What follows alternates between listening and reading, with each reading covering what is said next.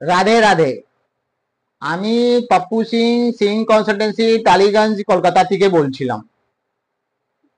আজকে আমরা যে loan and credit card trap মধ্যে এইভাবে ফেসে গেছি যে আমরা নিজে বুঝতে পারছি না কি প্রবলেম থেকে আমরা কি করে বেরোবো। মানে আমরা অত ডিপ্রেশনে চলে গেছি, তার জন্য আমরা কোনো সঠিক ক্যালকুলেশন করতে পারছি না। যে যেরকম বলছে আমরা ওইখানে ছুটে যাচ্ছি। কেউ বলছে সিভিল ঠিক করুন, কেউ বলছে কি দাদা আপনার গ্রহ দোষ আছে, অনেক লোক তো জ্যোতিষী কাছে, অ্যাস্ট্রোলজার কাছে চলে যাচ্ছেন। তাদেরকে বলা গেছে কি আপনার দাদা রাহু কেতু শনি দোষ আছে, আপনি অঙ্কি পড়ুন, পূজা পাঠ করুন, হবন করুন। তো দাদা বন্ধুগুলো, আপনারা কোন দুনিয়াতে থাকেন?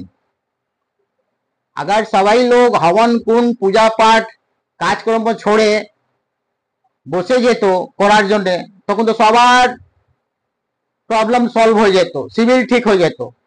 তো সিভিল ঠিক করার জন্য या লোন ট্র্যাপ থেকে বেরোতে গেলে দাদা আপনাকে রোজগার করতে হবে, আপনাকে ব্যবসা করতে হবে, আপনাকে তার উপরে ফোকাস রাখতে হবে যে ভাই অ্যাকচুয়াল আমি কার কাছে যাব যে আমার এই প্রবলেম থেকে সর্ট আউট করতে পারে, যে আমাকে সঠিক রাস্তা দেখাতে পারে।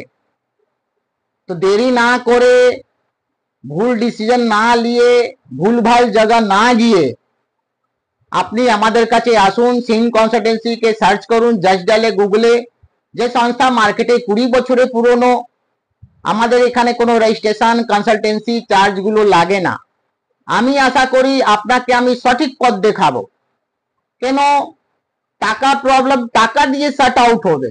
আজকে আপনার বলছেন কি আমার 15,000 টাকা করে ইএমআই আছে, তা দাদা 1000 টাকা করে মিনিমাম পেমেন্ট দিলে কি সিভিল ঠিক হয়ে যাবে? আপনি তো চিরকাল ব্যাংকে ইন্টারেস্ট দিতে থাকবেন। তো ব্যাংক তো ইন্টারেস্ট বুঝে, ব্যাংক পুরো ইএমআই না দিলে তো টাকা তো আপনার ইন্টারেস্টে চলে যাবে, আপনার সিভিল কিভাবে ঠিক হবে?